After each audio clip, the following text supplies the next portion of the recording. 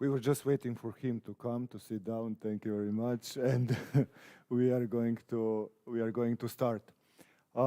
Thank you everybody for coming. I know the weather outside is very bad and it's raining, so we offered you some kind of opportunity to come inside and listen to a subject, to a theme which is now at the forefront, not just of the debates in Slovenia, but all over Europe, and I would say also in other parts of the world. The title of the conference or the session is EU Going Global. What does it mean? Well, this is something that our panelists, together with you, will try to answer. Are we going global? How we are going global? And when we are coming there. Before we start, let me say something about the whole setup. What we wanted to do, together with French ambassador, German ambassador, and our state secretary, is to be as interactive as possible in order to give you the possibility to ask as many questions as possible and also to give your views, your proposals, your suggestions. So this format, it's called fishbowl. Fishbowl, it means that we are all on the same level, we are all in the same circle, except me, which I'm standing, but I'm not important. Important are you and our panelists. We have 3 empty chairs here. So basically, I will start with asking a question to all 3 of the panelists, and after that, I would ask you, the audience, to fill these 3 seats. First come, first served. The one who is first asks questions or gives an opinion and sits back and gives a room for another question, another person. Okay? So this, kind of makes the whole session more interactive, more lively, more interesting. At least I hope, Because at the end of the day, don't let me stand here and these 3 chairs are going to be alone and they are going to be quiet and we are going to finish in 15 minutes. Hello, Ambassador. Hello, everybody, for joining us. So this is the setup. Is it understood? Any questions regarding that? If nobody has questions, then let me introduce and let me jump into the substance. As we were talking about the subject, the issue that we would like to present to the young people in Slovenia, especially the students, but also to the wider audience, we were thinking about one question which is, particularly important in this geopolitical storm that we are living in. I mean, with the Russian aggression on Ukraine, a lot of things changed. A lot of processes which more or less have been already debated inside of the European Union received a push. They received an acceleration. And, it's a stupid saying that every crisis is an opportunity. And I don't like it, but it's true that this aggression and this war on European soil gave acceleration to some of the debates and some of the things that we, how we like to discuss in European Union, that we discussed for a long, long time.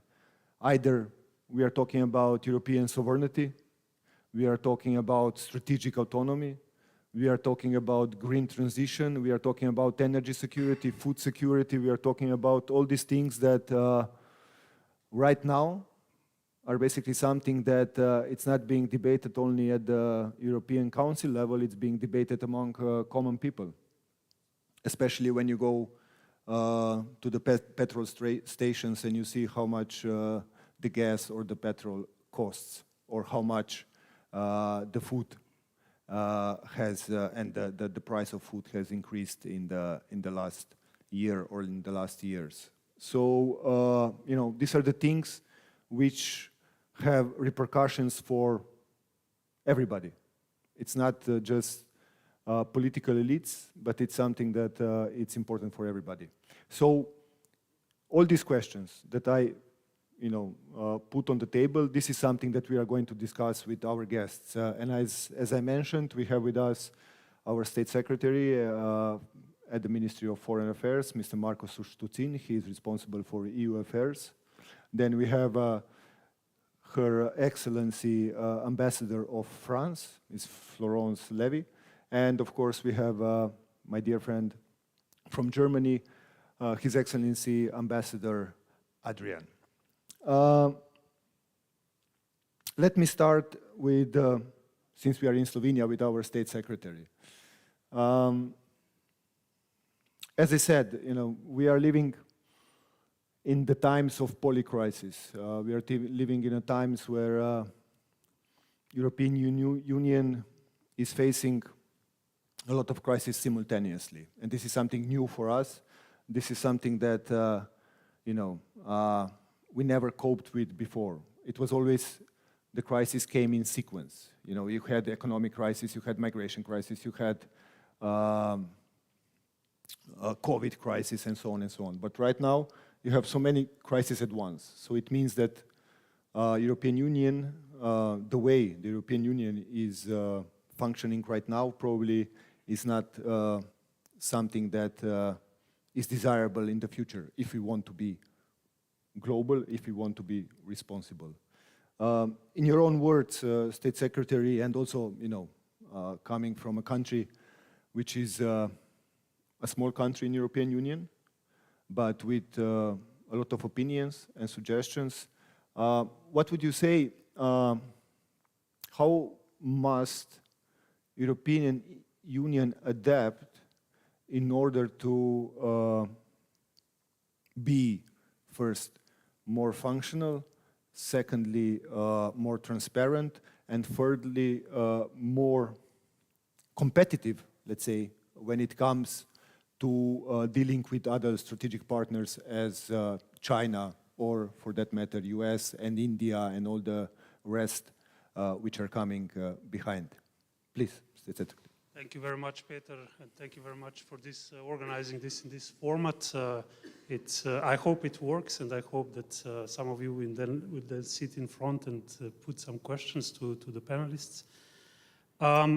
Look, first thing that I would like to stress is the question of how we perceive change, and what I'm starting like this, because for the last 7 years, I was living in one of the core group countries in the European Union, in the Netherlands, and it struck me at one point that actually, coming from Slovenia, we perceive change much differently than the people, the citizens of those countries. Now, I was born in 1980, of course, in the former country in Yugoslavia.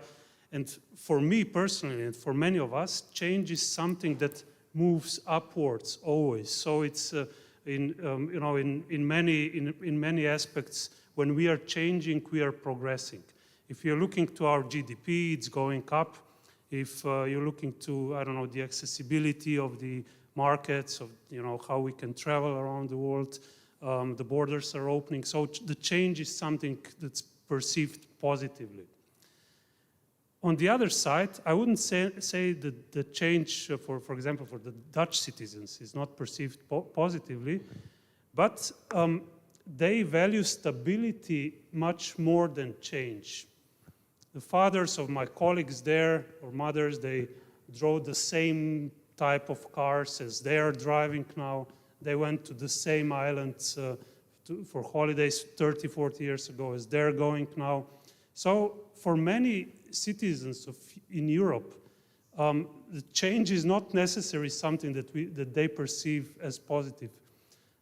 They would perceive the stability more positive as change.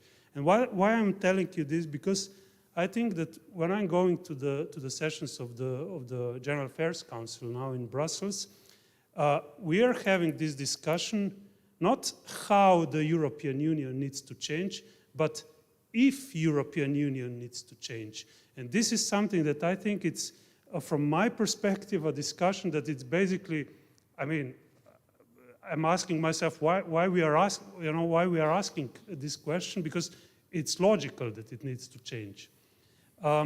But not everybody in the union thinks like this. That's probably the first thing I wanted to stress. And when we are going to the sessions of the council, and when I'm discussing with my colleagues from other member states, this is actually on the table. So should we change? So, and how we are going to make this process to change. And maybe sometimes there's a feeling that, you know, we should already focus on how instead of when. Now, if you're asking how, I guess we'll discuss this in the next hour and a half, but well, definitely European Union, if you're looking at the world, how it is today compared to, for example, how it was 20 years ago, is losing its powers. You know, 20 years ago, China represented 8% of GDP in world economy. Today, China represents 20% of world GDP. European Union, on the other hand, 20 years ago represented 30%, and now it represents around 20. So the global value, if you want so, relatively in the world of European Union is diminishing. The same goes for the US, by the way. China, but not only China, also all the other emerging countries around the world are rising. And this is a simple fact, and we cannot change this simple fact. And I don't want to change this fact. I'm happy that you know, countries around the world you know, are prospering, and the level of standard is going up. But the question is how the European Union is going to adopt. And we definitely, you know, if we are asking this question now, as I said at the beginning, maybe we are already too late. And I would stop here, and we can continue later with, you know, concrete things that we should do. But for the beginning, I think that's enough. Thank you. Thank you very much, State Secretary. Maybe it's already too late. That's an interesting point that he made. Florence, I mean, France has been always at the forefront of the debates on how European Union should function in the future. You know, you have been one of the founding members together with Germany. You set down the rules, and now you want to set the rules again because the world is changing, because the Europe is changing, because we are living in this highly volatile geostrategic environment. We all know about your President Macron, all his speeches. He started with the Sorbonne. It's already called Sorbonne speech, so you know that it's important when you call the speech by where it happened. Recently, he was in Beijing. He made another statements, which some of the European partners didn't take very well. But what they all said was that the debate is needed. And we think that also, I think here in Slovenia, debate about the things as how to arrive to strategic autonomy. What does it mean? How to increase the qualified majority voting in some areas which are not functioning or the decision making is not functioning properly. What does it mean in terms of enhancing or boosting up EU sovereignty? These are the things that, you know, look nice on paper, but at the end of the day, as also our State Secretary said, are having a lot of doubts, you know, around Europe. A lot of people, as he said, value stability. Maybe they are a little bit more conservative.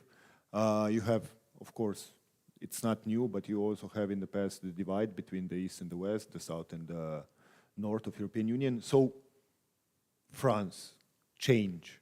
How do you perceive European Union as a global leader? What needs to change inside of the EU? Yes, thank you very much, dear Peter, for your question. And first of all, I would like to thank Minister Stutin for being with us today for this debate with my dear colleague, my German colleague, Adrian And I would like as well to thank the Dean for his hospitality and for all the team of the Blade for Us Strategic for organizing this debate. And welcome as well to all the students gathered in the room today for this debate.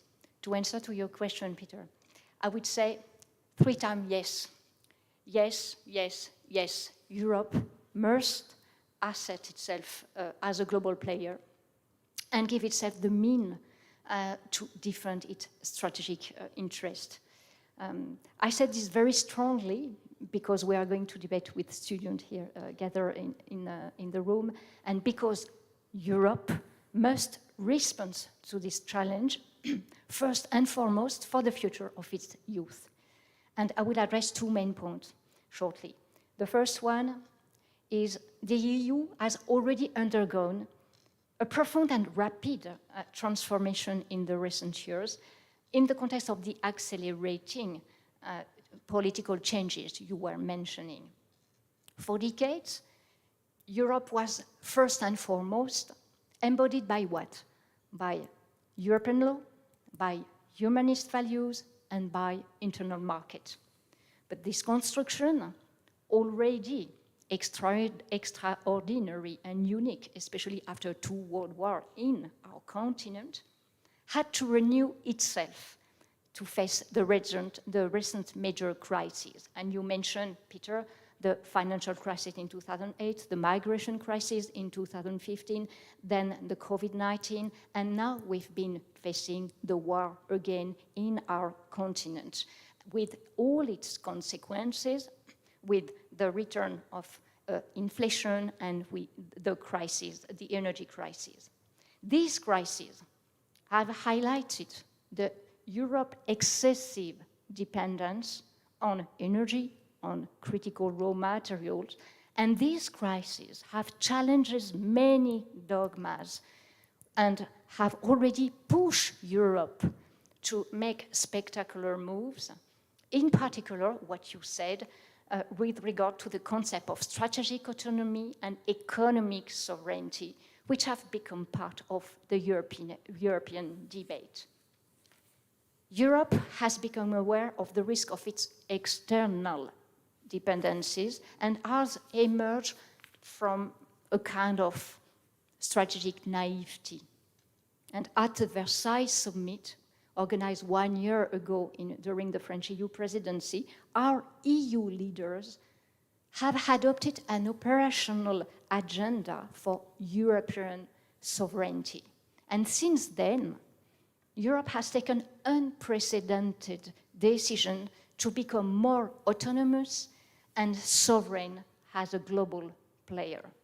This was my first part.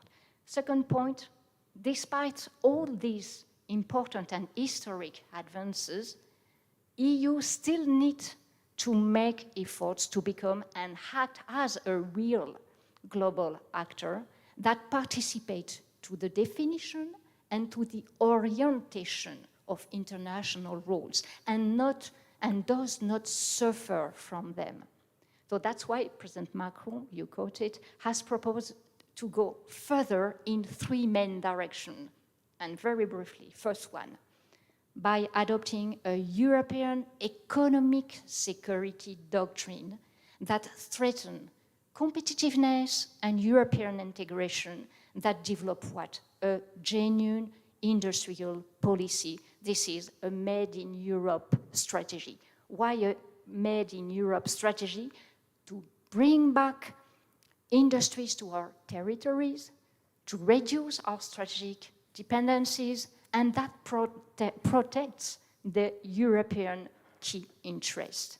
Second main direction where we have to put forward to, it's rethinking the European strategic security doctrine. And with its NATO allies, Europe must take full responsibility in the European security architecture, because we speak about the security of Europe, and Europeans have to take part to that debate. And to do this, France wants Europeans to reinvest massively in their European defense, which will strengthen our alliance, Atlantic alliance. And in order to defend our Europe and to guarantee peace, we must strengthen the European defense industries to produce in Europe and create our prosperity. And third and last direction to go on, it's we need to think more broadly about Europe in order to face the challenges of the 21st century. And we must make full use of multilateral organization and fora. And Europe must re-engage diplomatically with all its partners. It means Africa, Asia Pacific, Latin America, or Middle East. This is also why France supports the idea of European political community to include our direct neighbors in the response to crises and challenges to guarantee a Europe more secure and prosperous. Europe must work to revitalize the multilateral framework, to defend an international order based on law and on the United Nations Charter principles, and to define a North-South partnership that contributes to the response to the climate and digital challenges and the global peace. To respond to your question, it is how Europe must and can increase its geopolitical weight, can be a balancing power, a global player, it has the potential to be, and can propose solutions with all its allies, and in particular with the United States. Thank you. Thank you very much, Ambassador, for this interesting presentation. And you see, this is why you are Ambassador and I'm not, because I forgot to say hello to the Dean who is here with us and to the professors at the Faculty for Social Sciences. So thank you very much for coming, and of course also to everybody else. Adrian, we saw and we heard a lot from Florence. We must. But can we? Can we? That's the precise question to ask. And before I try to answer that, let me please also thank you, the organizers, thank the faculty for hosting us here, thank my two panelists for having me joining in this debate, and of course thank you all for coming. I look forward to this discussion. That's precisely the point. And in preparing for this debate, I was thinking, to me, this discussion of European autonomy is not necessarily the right term to be used. I'm not sure this is even the right question to ask. What is important, and I think it has already been touched upon by the other two colleagues, is actionability. Are we able to act on the challenges that we're facing, also on the opportunities, by the way, we're facing? The concept of the union gives us the opportunity to sort of become stronger as a whole. The federal German president, Frank-Walter Steinmeier, he has this saying, and I've been quoting this before, but I think it's very telling. He says there are basically two different kinds of countries in Europe. There are small countries, and there are those countries who have not yet realized that they're small. Mm. And I think the underlying assumption of that is that as a whole, we're better positioned to act. The question is, how well are we prepared for what's going on? And I think in that regard, we have seen, or we are witnessing right now, sort of our own European Zeitenwende, if you like, because we've seen a shift of paradigm in the overall global context. We have come to realize that what we believed to be true for decades, sort of a Western, even a European dominance economically, politically, is somewhat fading. We're seeing a new system arriving which is no longer, it's no longer bipolar as it used to be, it's no longer monopolar as it used to be for a while now, it is rather multipolar now. And in that regard, what we need to learn is actually to broaden our view both internally and externally. We need to look at ourselves, the way we act. Sometimes the European Union, to me, seems as sort of the small and common denominator, as if we were acting upon, so we can only agree on the most basic approaches, because that's something we can only agree upon. Everything else is becoming more challenging, because then, of course, we tend to have more difficulties to agree. And we need to be able to broaden our views, and that may be what the term of autonomy or independence comes from. I don't like the underlying connotation of us versus others, but it's rather us defining ourselves. That, in that regard, I see autonomy rather being defined. But particularly if you look at those countries who do not define themselves as being aligned with one or the other, systems, if you call it. We're looking at a system rivalry. And that's particularly true, of course, for the so often quoted and nowadays even sort of way more prominent so-called global south. There's an emerging factor with them, as homogenic, as heterogenic as this group of countries is, that we need to pay much closer attention to, in sort of pretty much any regard that there is.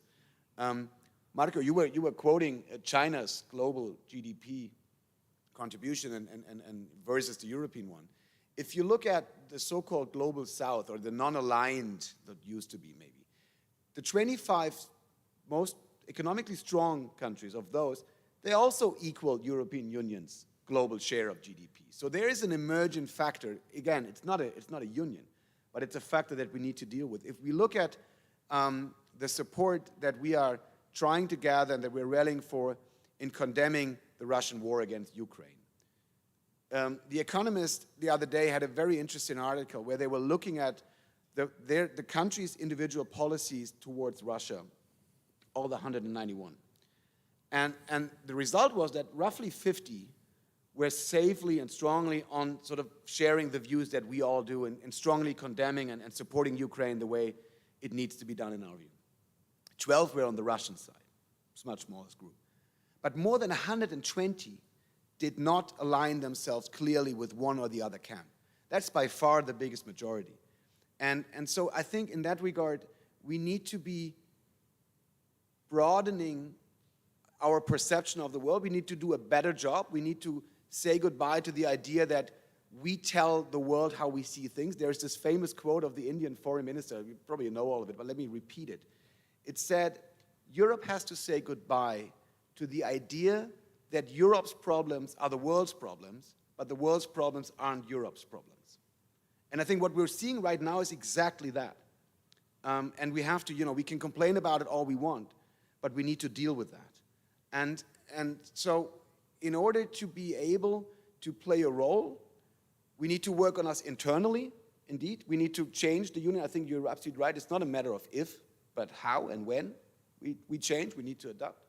And we need to work on it externally by broadening our view and by also understanding that the world is no longer as simplistic maybe as we were used to seeing it.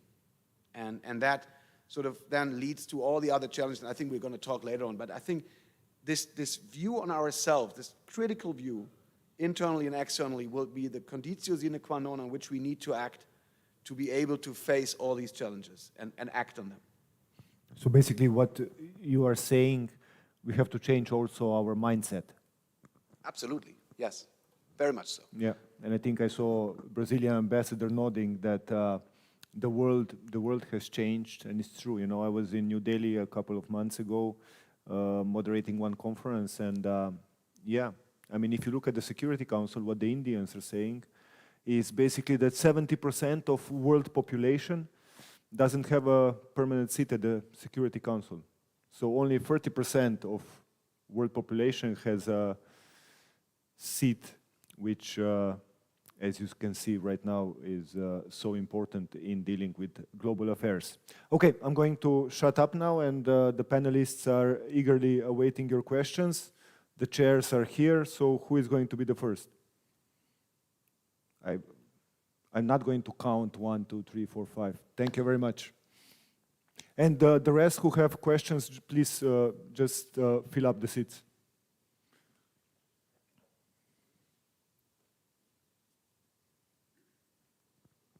Hello. Hello, thank you very much for the presentation. My name is Filip Malalan. I'm a first-year student of international relations. My question is, there's a lot of talk we've seen about strategic autonomy, especially in regards to the natural resources that are being energy resources. But we also are aware that the European Union is currently spending upwards of 1 billion per day in order to maintain its economic necessity.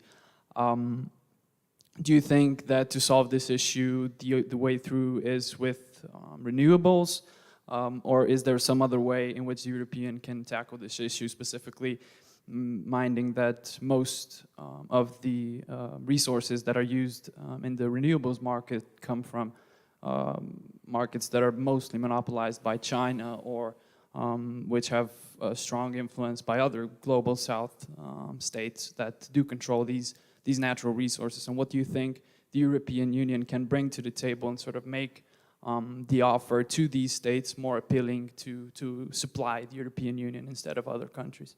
Thank you. That's a very good question. Actually, my question is also to follow up: is nuclear energy or renewable energy?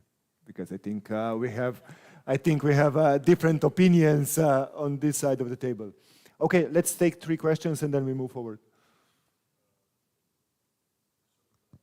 Yeah, let's go. Okay, I think that you can hear me. My name is David Bander and I'm a first-year master's student of international relations, also at the faculty. And my question is quite simple. Maybe the answer will be a bit more difficult. So what's your opinion on amending the decision-making process in common foreign and security policy in the EU? There has been a lot of talk about introducing qualified majority voting. So that's basically it. What's your opinion, and if that would basically bring more effective common and foreign security policy of the EU on the global stage? Thank you. Thank you very much. Thank you. I'm David's classmate. I'm also a first-year student, a master student of international relations. My name is Isaac. I want to maybe focus the discussion a little bit about China. So my question is regarding the Taiwan and what's going to happen, because it seems to be a ever more hot topic these days. And given that the EU has already trouble convincing states that what Russia is doing in Ukraine is not good, I think the EU will have even more trouble convincing some states that are very dependent on China as a large economy on what to do once China, if it does so, decides to take over Taiwan. So my question is essentially very simple. If China decides to invade Taiwan, what does the EU do? Nice. But we didn't plan this in advance, so I mean, this question is not prepared in advance. Thank you very much for these questions. Please take your seats. Next 3, please come join us in the front. And now, I will give my panelists chance to answer. Be quick, because more quicker you are going to be, the more questions we are going to pose. Please, the ones who want to ask the question, please just sit in front. Marco, you can begin. Okay, maybe on the QMV, so the quality majority voting. Nowadays, I think more than 80% of all the decisions that are taken in Brussels are already made by QMV. So when we are talking about introducing QMV in CFSP, so Common Foreign and Security Policy, that's something that, of course, may raise some eyebrows, because Common Foreign and Security Policy is traditionally something that's, under the domain of the sovereign member states of the European Union. But on the other hand, we have to be aware that already in 2008, when we ratified the Lisbon Treaty, we actually adopted the mechanisms that enable taking decisions by the QMV when it comes to the Common Foreign and Security Policy. So already the Treaty on the European Union and the Treaty on the Functioning of the European Union would include these mechanisms like passerelle clauses, and that they also have safety nets in these cases. So when we are discussing this in Brussels, Slovenia is in the group of those countries that are interested to to continue this discussion, because I'm, my personal view, if we are not able to adopt a sanction list with a couple of persons on it, and then we had to have rounds of the debates on this, and how we are going to act in the future if the tensions in the global global world are even higher than today, which could be the case. So we are in the group that is advocating this discussion.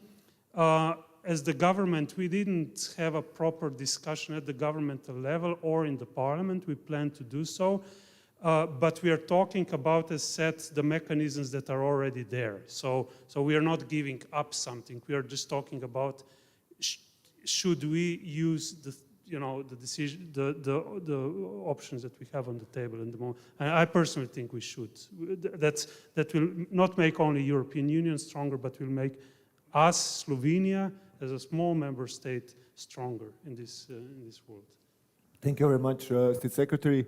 Now we have two more questions. One is regarding China, and the second one is regarding renewable energy and energy mix. So one is for one ambassador, one is for the second. And Florence has the option to choose. Yeah, no, but thank you very much, Peter. Just maybe one word regarding the QMV, because it's a key point, and thank you for this question, because it's related to the reform of the EU. It's related to the reform of the functioning, the improving of the functioning of the EU. But it's related as well to, if we need to have a broader picture, it's related as well to enlargement. And because we are in the perspective of further enlargement in the coming years, it is critical to engage a reflection on how it is not, it's not if, it's necessary. The key point is how we will engage a reflection on the improvement of the functioning of the EU. And the QMV, it's one of the ideas we are in the air to improve the functioning of the EU. And it means what? It means giving the possibility, the ability of the EU to play, to act as a global actor. It means to play swiftly, quickly, and stronger. And having a QMV voting system will probably facilitate the possibility for the EU to assert itself, to have a voice, an EU voice heard on internal matters. I'm staying here for this Marco, matter. 30 seconds. Yeah, I'll just maybe respond, because what Florence said is very, very, very important. There is a slight difference between the opinion of France and the opinion of Slovenia, because if we are realistic, probably we'll have to reform before any enlargement will happen in the European Union. But we have to be aware that if we are talking about all the potential new member states in the terms of population, it's still less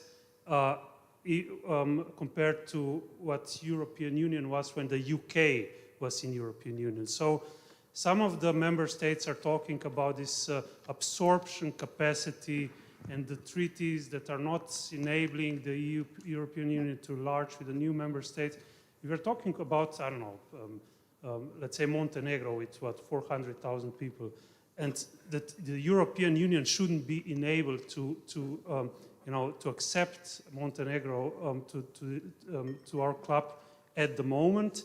I don't think so. I think we are able to do so. But of course, it's a very important discussion, and we have to keep both those discussions in parallel. Yeah, thank you very much. Adrian, energy mix. Well, that leaves me with two questions. Then. Yes.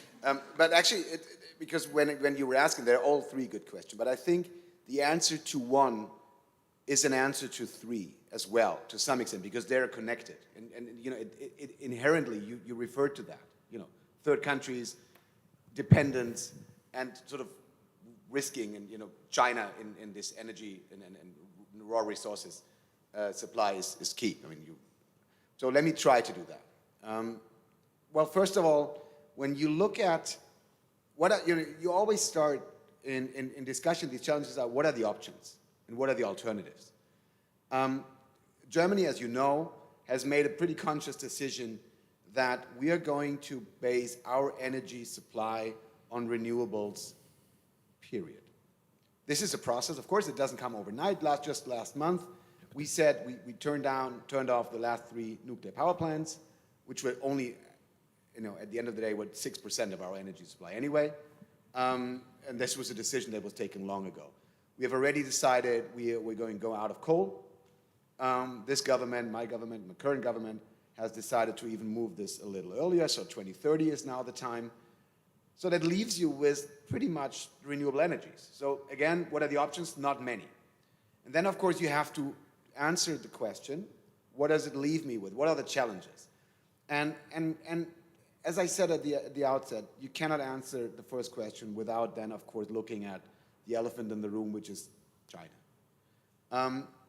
And yes, there are interdependencies. I would argue there are both ways. It's not like we are in a position that can only come from a position of weakness when we look toward China. That's not the way it is. There's interdependence. That shouldn't fool us, by the way, into thinking that this prevents anything bad from happening. As we're seeing right now, this is not the case. But of course, it leads to the current experience leads us to what now has been coined as de-risking. So we're trying to mitigate the risks that derive from this dependency on our end. It's not decoupling. This is the sort of the second part of this approach. We can discuss whether this is really sort of how much we have thought this through in detail. I think this is also a process as we speak to some extent, because this rift in Europe sort of that went from started in February 24th of last year.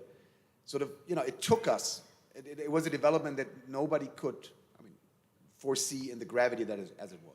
Sometimes you deal with these things as they unfold. The European Union has been very clear when it comes to possible Chinese action into Taiwan. The question whether this would then be more difficult to rally support, we're talking about a possible scenario, just to reiterate. One has to, 50%, almost 50% of global trade is going to the Strait of Taiwan. 60% of semiconductors are being produced in Taiwan right now. This is not a European problem. This is a global problem. So I think when push comes to shove, and we all hope and work, it's not going to happen. And I also think the Chinese government is aware of that, of the global repercussions. Maybe countries do not tend to think, well, maybe they've built an airport or a harbor in my country, but how does it affect us sort of strategically? So maybe then, the odds are not as bad. We've seen right now with grain, for example, grain and the global food crisis is affecting everyone. So that, we have to be able to, and that's what I meant also with, presenting Europe's problem. The war on Ukraine is not a European problem. It's a global problem because its repercussions, its effects are felt globally. So I guess that has to be our argument also when we look at Taiwan. And the fact that we are supporting Ukraine as fervently and as substantially as we do is one of the biggest arguments in this context of the Taiwan discussion. If we were not doing this, it might send signals that are being interpreted wrong. Let me put this very hypothetically again. But I think Taiwan is you cannot discuss global development without the current context that we're all facing. Thank you very much, Ambassador. And by the way, nuclear energy is something we could maybe talk about. We will have another panel on that. We have 3 more questions from the audience, but it's interesting, and you could see why the things are changing rapidly inside of the European Union, because out of all 3 of you, it was only the French ambassador who touched upon the possible enlargement of European Union. So things are changing. Don't get this wrong. And I was no, come on. I was joking because I saw Petra, because Petra was working at the RCC. So I think her question is going to be regarding that. But first, please. Yeah, hi, my name is Eva. I'm a third-year bachelor student of international relations here at the faculty. And my question touches on the fact that EU is the biggest investor in most of the ACP countries, especially African partner countries, as by their joint communications. but it's still losing its power as the global actor that EU wants to be to other international actors, as mentioned before, especially China. During COVID-19, during the crisis, they adopted a Team Europe approach, which not only has a humanitarian and development perspective, but also touches upon to rebrand EU as this important actor outside of its borders. Do you think that these strategies and these approaches in the long run are something that could help EU in this way of still maintaining its power as a global actor, or in, as we call this panel, Europe going global? Thank you. Thank you very much. Hi, my name is Petra Balažić. As Peter said, I worked at the RCC until 2 months ago. So I'm at the Center for European Perspective now, which means that it's now been nearly 5 years that I've been intensely working in or with the Western Balkans. So naturally, as he anticipated, my question will be about enlargement. I want to start maybe with a comment, or noticing that, as Mr. Stutzin said, that this process of the EU reforming and the enlargement should be happening in parallel.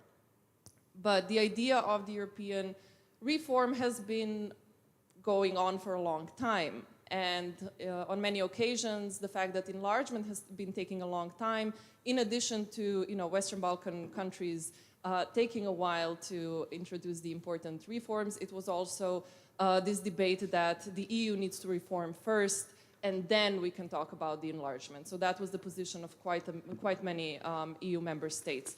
So, now that we think about it, so first there was a change in the enlargement methodology.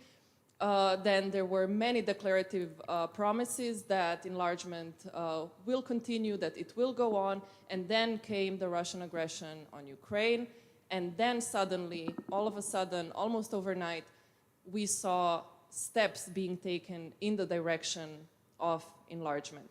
So we saw new countries getting the candidate status basically overnight, including Bosnia and Herzegovina, even though not much has changed, to be honest, since we were discussing it last. We saw Kosovo finally having a decision on visa liberalization, even though that recommendation had been in place for quite a while as well. And I'm not saying this is a criticism, this is a good thing. Things are finally moving.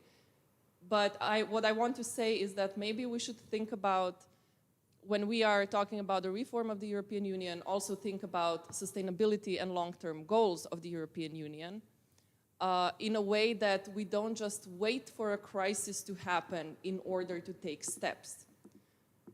And my question is, how will you try to ensure, or what is your idea of ensuring that we don't need another Ukraine in order to keep the normative power Europe alive and well, and not just an idea that we like to repeat at conferences and different summits across Europe?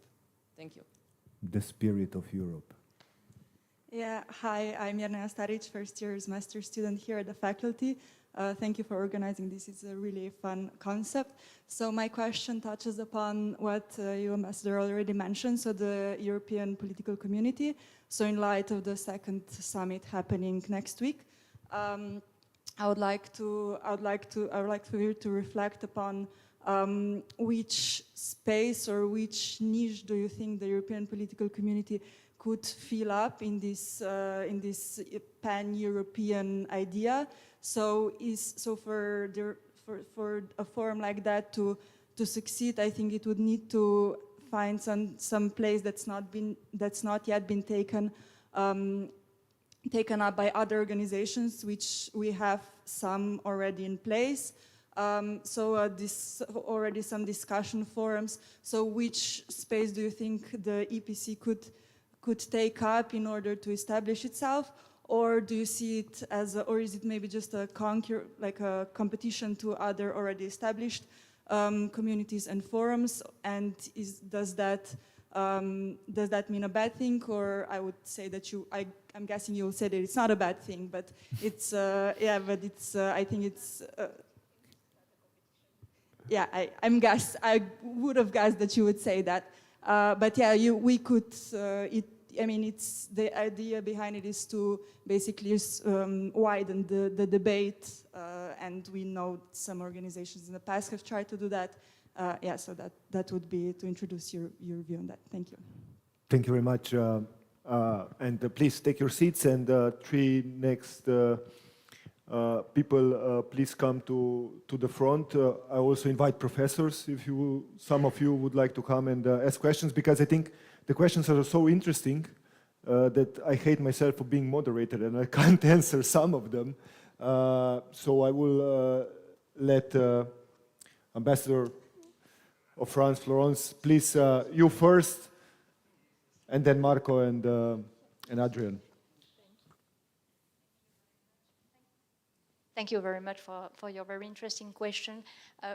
First, regarding Africa,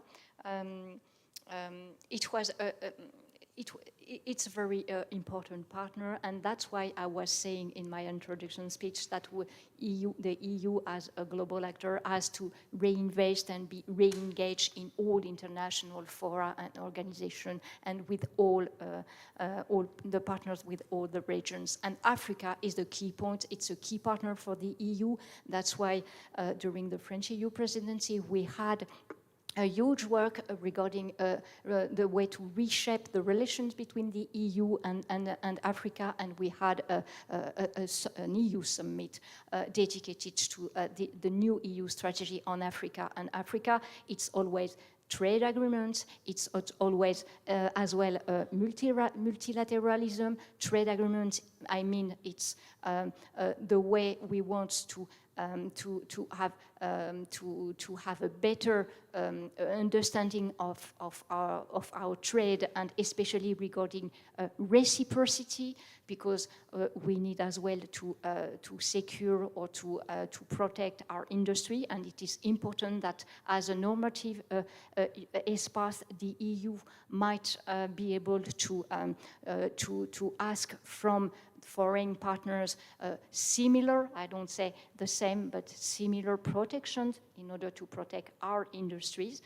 And regarding multilateralism, it's a way as well to reinforce our relationship with Africa, and multilateralism has been put into question because of the war in Ukraine, because of the aggression from Russia, and for some foreign actors, it's a way sometimes maybe to promote another alternative of international relations, not based on the UN Charter principle, and it is very important to reinforce the multilateralism and to open it a little bit more to other actors, including at the permanent or non-permanent seats, and of course to reinforce the representation of Africa in this fora. And regarding enlargement and ECP, I will say, I will maybe answer directly to ECP. The European political community has been put on the table by French president because of the geopolitical consequences, the geopolitical upheavals, and we thought that first, it's not absolutely an alternative to enlargement. It's not a competition with international or EU other fora, but we noticed that because of the geopolitical upheaval, because of the narrative of Putin spreading out everywhere in the world, and in particular in Western Balkans, it was critical to ease concrete results of the candidate countries waiting to the door of the EU to grab concrete result of this candidacy. And the European political community, it's a geopolitical fora. It's only a way to have all the actors of the European continent, not the EU, the European continent, around the table, because they are facing similar challenges even though same challenges, and they have to find out concrete solutions, and concrete solutions on energy, on cybersecurity, on infrastructure, on economy. And this is a way, in addition to not in competition, but in addition to discuss all around the table on an equal foot, on common challenges. And the next session, which will take place, you were right, the 1st of June in Chisinau, will be first addressing a political signal to the international community, and in particular to Russia, regarding Moldova, because it's a way for all the participants of the ECP to support, to bring support and political support to Chisinau. But in the second hand, it's as well a way to address common challenges, and we will find out discussion on cybersecurity, on infrastructure and energy in particular. Okay. Thank you very much, Ambassador. Adrian, do you agree? Yes, of course. Sure. It's l'amitié franco-allemande. Okay, let's go to Thank you. No, but let me briefly also touch upon these. I mean, the questions are really excellent, and I want to touch on the first question on Africa, because I'm not sure it's. Well, I wouldn't agree with the underlying premise. I think the EU has lost power and influence in Africa. I'm not sure it's still losing. Or the question is it continuing losing? Because I alluded to that in my opening remarks. I think we've been made aware that we cannot continue the way we did. We had this kind of patronizing approach towards Africa, and we had this inward looking. And again, this quote from the Indian foreign minister is very telling. I remember I was in charge of Syria before doing this job. And I remember I had a discussion some years ago, and we were talking, the refugee crisis as one of the, to a higher-ranking member from an African country. And he said, yes, we share, what's going on in Syria is really bad, but did you know that in Congo, 5 million people died over the last years and nobody cared? And, that's been almost 10 years ago. And I never forgot that. And there is a point to that. And I think that goes to us. And we're seeing it right now. There is an emerging self-confidence on the African continent, rightly so. And we need to deal with that in a constructive way, and on all levels. That is political, that is economic, that means opening up, trying to, obviously establish ourselves on the African market, but also opening up the European market for Africa as well. They are demanding that, and they're rightly so. It has become more of a eye-level issue as well, and it's and we see this on a UN base as well. When you try to gather support for a UN candidacy that we all support, African countries, they want to be met on eye level, rightly so. I mean, it's even saying this is condescending in itself, because it's self-evident, but we need to remind ourselves at times, because we've been very bad at that at times. But at the same time, we shouldn't make ourselves too small. There is still a reason that the large part of people fleeing their countries, going to Europe, there's a reason for that. I think we have a competitive advantage when it comes to our open societies, when it comes to our protection of minorities, the way you live, the way you think, the way you speak. And that is something, we should also, we don't need to hide that. And I think it's come out in the discussion, you have investors from different systems in Africa. Some just go there, they give money, bring their own workers, build a project, and then leave. When you deal with us, yes, there might be some additional parameters that we like to see, but this is for the better of the societies. At least I argue that, and I think the societies understand that. So also the question is how long, what comes with a partnership, but on both ends. And that is true, maybe just briefly to touch upon the enlargement, because they're true as well. You asked the very pertinent question of, are we going to be able to keep our normative powers in the EU? I would very much hope so. I mean, the enlargement process is a longer process. It's been frustratingly long. I mean, in particularly, obviously, for those aspiring countries. We've been hoping for what they call the transformative powers of accession. You can argue, you've seen, it not being so powerful after all, at least in some instances. the war has changed. Has changed the context. That's why maybe some decisions have been taken that might not have been taken the same way without. But that's the new reality we're in. But it doesn't mean we're giving up on what we consider to be the normative powers of Europe. And at the end of the day, I lived in Bosnia and I served there, and I loved it because the people are just amazing. But it has some frustrating elements in it. I want to be very honest in that. At the end of the day, in order to keep the normative powers that we have, we need to uphold a certain level of requirements. We cannot lower the bar, and we won't to some extent. There is this famous saying about Dennis Ross. He used to be a Middle East advisor for the US administration. He said about the Middle East peace process, we cannot want it more than the parties.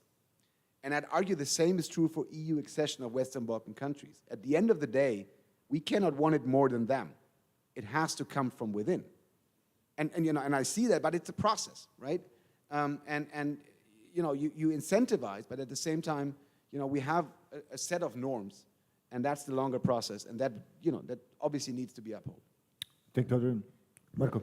Thank you very much. I'll finish when Adrian left. So the enlargement. So I'm asking myself, who is not benefiting from the enlargement? When I'm looking at the trade between Slovenia and Croatia, before Croatia became a member of the European Union, the bilateral trade went from 1 billion to 10 billion per year in 10 years. And you can, it's proven, you can see those benefits not only in the neighboring countries around the Western Balkans, but in all other EU member states. Benefits of the enlargement process are enormous, not only for the countries of the Western Balkans, for the current members of the EU. Another example, if we go 20 years back again and we look at the GDP per capita of countries in the region, Romania, Bulgaria, Serbia, North Macedonia, Albania, Bosnia, it was roughly the same. Or actually, Bulgarian and Romanian was lower than of those countries. Now, Bulgarian and Romanian GDP per capita is twice as high, roughly speaking, as of those countries. So, I mean, it's, and there are countless evidence how this process is in benefit of those who are progressing on the path of integration. The question is, who is benefiting with the status quo? And I would, come back what Adrian said. Sometimes we have to name it the political elites of those countries, because if there is no progress, I mean, they're in power, so if there's no progress, they will, continue in doing what some of them are doing. That's the fact.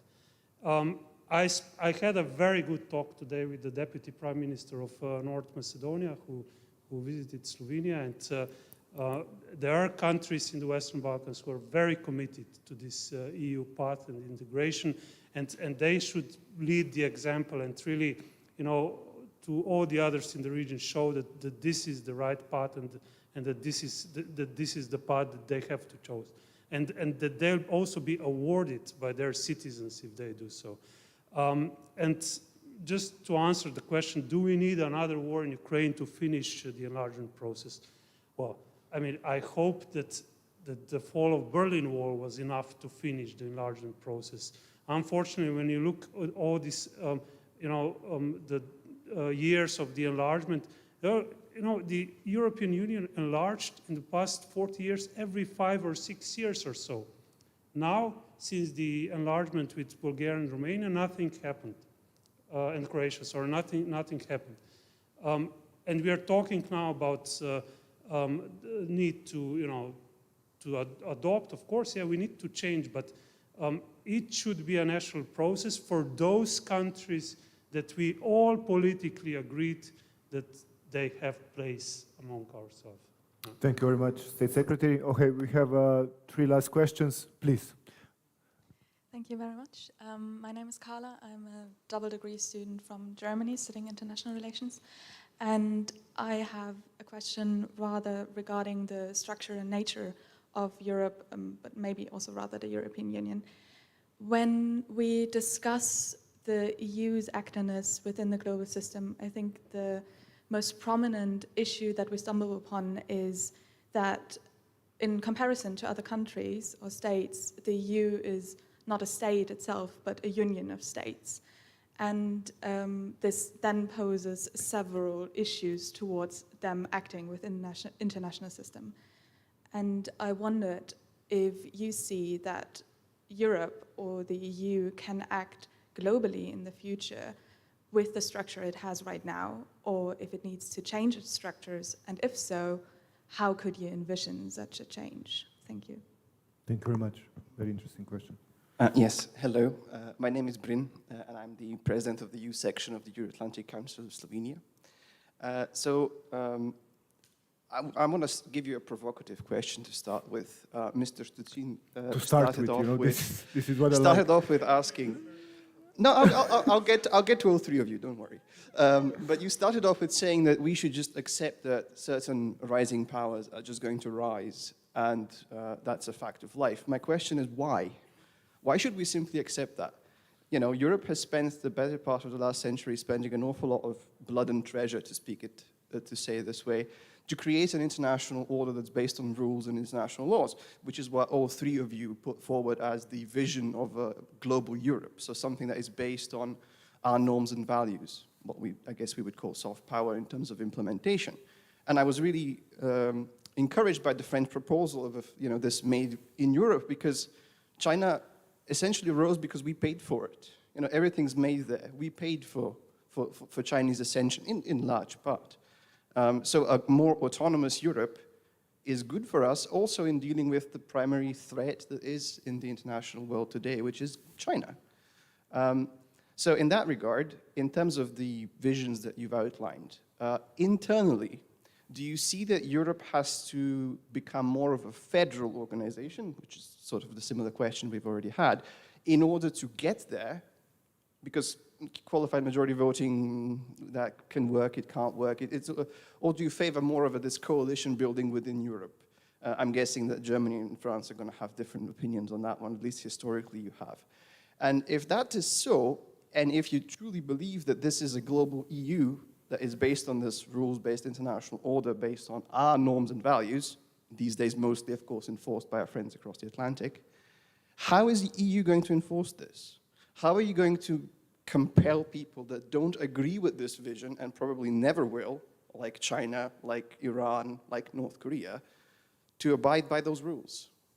Because up until this point, the EU, the point where we're even talking, I guess, about EU strategic autonomy is because the EU has been incapable of doing this.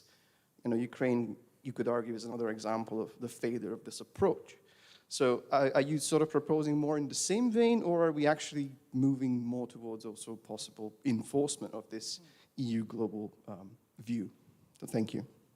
Thank you very much. This is for, a 3-hour session kind of question, but very nice. Please, Professor, your question. All right. Well, one of the most burning questions today in European politics, if not the most burning, also for the European Union, is the war in Ukraine. And the reason I took this seat was that I was surprised by the fact that no one so far, our students, have not posed a question related to the war in Ukraine. And I think we have to profit from the presence here of the two ambassadors, whose countries were active 8 years ago in forging and signing. It was a highly positive role of Germany and France in forging and signing the Minsk II agreement. They also played a much less positive role in the non-implementation of the Minsk II agreement. It's also true. Now, the war in Ukraine goes on. Its outcome is uncertain. What is certain is that the active military activities will stop one day, hopefully sooner than later. And once they stop, there will be a need for some kind of a diplomatic solution. Now, the question is, and my question to you, what do you think would be the role of Germany and France as representatives of the European Union, or perhaps the European Union collectively, in arriving to this or related to this negotiated peaceful settlement at the end of the war? Here is a curious thing. The European Union in 2013 was awarded the Nobel Peace Prize. And today, the European Union collectively and its members, many of its members, including Slovenia, are actively and tangibly participate in a war, although indirectly, in the war in Ukraine. At the same time, the European Union does not endeavor collectively for a ceasefire, for a beginning of negotiations. It insists on a military solution of that conflict, which is strange for a Nobel Prize winner. Now, once these negotiations would start, the question is, what kind of a role you think, Mr. Ambassador, Mr. Ambassador, would Germany and France play in or related to this diplomatic settlement after the war? Particularly if Ukraine is militarily defeated. Will this role of Germany and France be similar to that played 8 years ago? Or it will be dissimilar? What kind of a role would it be? And what would it mean for the European Union itself in case of such an outcome, which is conceivable, militarily conceivable? Thank you. Thank you very much, Professor. Okay, we start with Adrian first. Thank you. Thank you very much. Professor, with all due respect, I don't agree on the premise of your question, but you're not surprised, I guess. But this is why we are here, and this is why we are discussing. More than welcome to do that, of course. That's why we're here. But I must say, to portray the European Union as insisting on a military solution is far-fetched. What we're insisting on is on the withdrawal of Russia from Ukraine's territory. That's a very different thing. We're insisting on Ukraine regaining full control and sovereignty over its territory that has been illegally attacked and now is occupied by Russia. Period. And we're not actively participating in any war. We're actively supporting the victim of this aggression. And we're continuing to do so because if we stop, Ukraine is done. So this is, this saying of, when Putin stops fighting tomorrow, the war is over. If Ukraine stops fighting tomorrow, Ukraine is over. So I want to make this very clear. Of course we are a party in this conflict in terms of that we're on the right side of those who have been attacked. We're not in war with Russia. We're not at war with Russia. We're on the side of the victim of this aggression. And we're going to continue doing that. And the question which role we are going to play at eventual and negotiated solution, well, first of all, the most important role in this negotiation is to Ukraine. They are the ones. It's been said there is no negotiation about Ukraine without Ukraine. So it's Ukraine's decision if and how and when to engage in a negotiation. By the way, we have not been, of course we have been calling for negotiations and ceasefires. The problem is there is this aggressor in Moscow that has just not seen any sign as of now other than total surrender. If you look at what the demands are, it's basically giving up on sovereignty. It's giving, he called for regime change. He's going there, he's changing a government. That is not a basis for negotiation, particularly not with, at the same time, you're committing human rights violations and war crimes in the territories that you control. So I think, again, the premise of your question, I at least sort of rejecting, quite frankly. That's all I say about it. You know, and the same is true for the European Union. You know, there's this saying about the problem with prognosis is that they relate to the future. I don't know which role we're going to play. We're going to play the role that we can in actively supporting a peace that is lasting and just. And we've outlined what we consider to be, at the end of the day, we align ourselves with what Ukraine considers to be, you know, the right, because it's regaining its sovereignty. So, you know, that's about it, I must say. Thank you very much, Adrian. Ambassador. Yes, thank you. And don't forget about the other two questions. Yeah, but maybe to continue a little bit on Ukraine, I fully agree what Adrian said, and I won't repeat. I will just add 2 or 3 things. First things, the key point right now, it's to make understand Putin that he won't realize its military objective. So that's why the EU will bring support and will continue bringing support to Ukraine, because it is key that Putin doesn't win this war. So it is very important to continue bringing support to Ukraine. Second, you said what we should do, EU or Germany and France. EU and Germany and France and all the member states and Slovenia as well have been supporting since the beginning the 10-point peace plan presented, tabled by Ukraine, by Zelensky. Since the beginning, we've been pushing for, we've been calling for a peace process by supporting the plan proposed by Ukraine. Unfortunately, there is no response from Putin, and Putin has been continuing its aggression.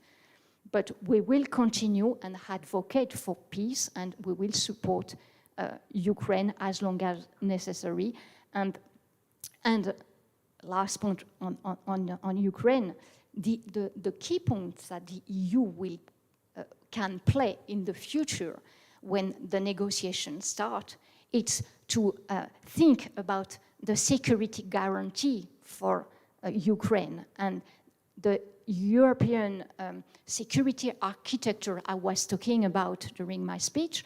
It is relating to that, and the EU and member states will have a key role in the reshaping of the European security architecture, taking into account these geopolitical moves and guaranteeing security as well for Ukraine.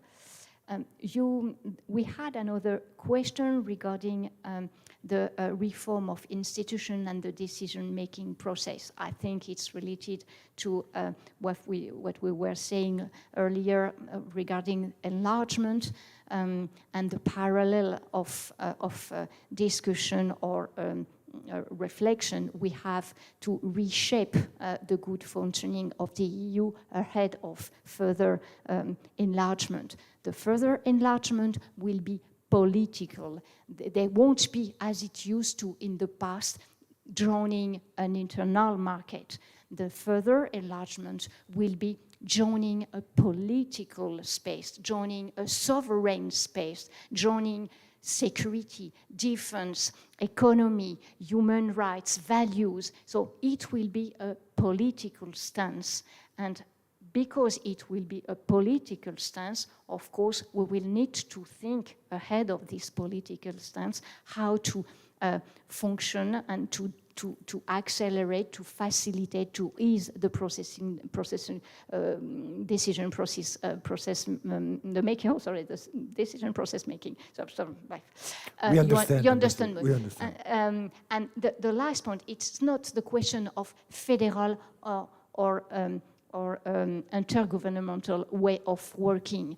The key point is how the EU is going to act as a global player, how the EU will have its voice heard in international issues, and the question will be how and when and how the new members will participate to the European policies or the common policies, and it will shape the new face of the EU. It will shape the new face of the way the European institution will work, and maybe some of them will participate to specific common policies, some other will be part or not to the most integrated core of member states, and all these questions are on the table for the time being, and will be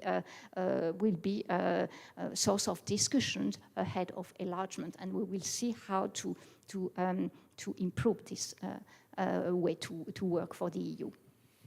As they say, there are no stupid questions, only stupid answers. So, Marco.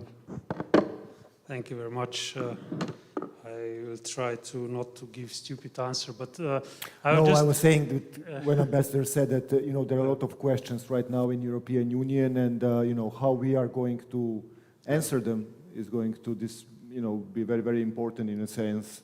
Where are we going and how we are going to get there?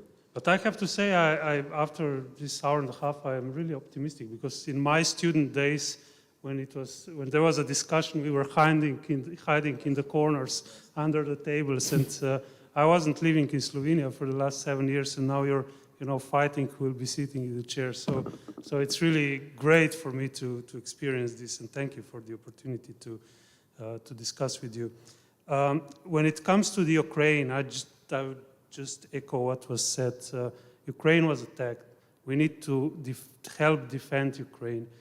Of course, it's in everybody's interest, including Ukraine's interest, to negotiate a peaceful solution. But Ukraine is attacked, and first we need to help defending them. Otherwise, Putin won't stop. We saw it already. So I don't think there's any discussion further that is necessary in this. Maybe just a sentence or two also on the very active role of Slovenia when it comes to the accountability. There were numerous crimes committed in Ukraine, atrocity crimes, and at the moment there is a big international conference going on in Ljubljana at Hotel Union with more than 70 countries participating, and we are negotiating that's a historical international treaty, I have to say. The first big treaty after the Rome Statute that was adopted 25 years ago. And if adopted tomorrow, let's see, there'll be the way to find justice, not only for the people in Ukraine, but all around the world, because it's not connected only with Ukraine, but with all atrocity crimes around the world, will be much faster. And I'm proud of my colleagues that organized this and are very actively working on this for the last year. Now, on the provocative question that was asked, I mean, of course, every one of us wish the world to be prosperous, peaceful. The inequalities were always the reason for wars. But it was not so provocative, because I completely agree with what you were implying. Yes, we should advocate the progress of all the countries in the world based on rule of law and on the international system that we have. I can agree, and probably most of us would agree, that the international system, of course, needs reform, and we are open to discuss about this reform. If Slovenia is elected on the 6th of June as a member of the UN Security Council for the next 2 years, we'll be very open to go into these discussions. And there are different views how to progress and so on. We in Slovenia and Europe, we advocate the concept of liberal market economy. In some ways, it's proven that also the values of the population changes if there is if the GDP goes up. So the values usually become more liberal. This is also something that could change also societies from within. It would, of course, require a discussion of a couple of more hours to go into details of this, but I could only say that that yes, I'm happy when seeing other countries around the world progressing, but this progress should, the rule, the order should be based on the rule of law, and this is something that we'll keep continuing advocating. Thank you. Thank you, Marco. Ambassador, you forcefully grabbed the mic. Yes, so, yeah. but forcefully is actually the point. You used the word enforce deliberately, I guess. And I don't really see us doing that. I don't even see us wanting that, quite frankly. I don't believe in enforcing values because it's a pretty slippery slope. We can advocate, Marco said advocate, we can promote. You might argue that, trade agreements are maybe a leverage where you can introduce standards and then you can come to some code of level playing field. But enforcing values, and we've seen other countries trying to enforce values, and that never really went well. So I don't, so the notion of us enforcing, being sort of the global authority, we can, and I think we have a very good case to make overall with what Europe stands for, but enforcing them, to me, that's not a concept that we would engage in or in Belgium. Thank you very much, Ambassador. With this, we came slowly to the end of this roundtable. I would like to thank you all, especially the students and professors and Dean, for the questions. I think it was interesting. This was the first time that we used this format in the BSF format, and I think it's good. I think we can improve it even more, but I think the empowerment that the students felt is something that I'm very happy about. Let me leave you with three actually. First one is, we were talking a lot about Europe, about the issues, the problems, the questions that Europe is facing. But at the other hand, this is also the strength of Europe. Last year at the BSF, it was our philosopher Zizek, who you all know, who said that basically the greatest strength of the European society and why people want to migrate to Europe is our capacity to doubt. Our capacity to doubt, to ask questions, and not to follow. Always follow the rules, always follow the one who is the strongest. Because if you do that, then you live in a society which you try to escape from. So this possibility of the doubt, I think it's very interesting. And the second thing, why, at least for me, European Union is such a great project, is that we are still here, For 10 years, everybody was saying we are not going to survive COVID, we are not going to survive the energy crisis, we are not going to survive economically, we are going to, disappear, we are going to be divided, and European Union is still here. And it's not about the economy, actually. At the end of the day, it's about the European spirit, it's about European values, it's about European norms, it's about trusting each other and living together. So resilience and solidarity. This is going to be the title also of the Strategic Forum 2023, to make a little bit of EPP. And the third thing I wanted to say was not solidarity, but first, give a big round of applause to our panelists, and secondly, wine is there. Thank you very much.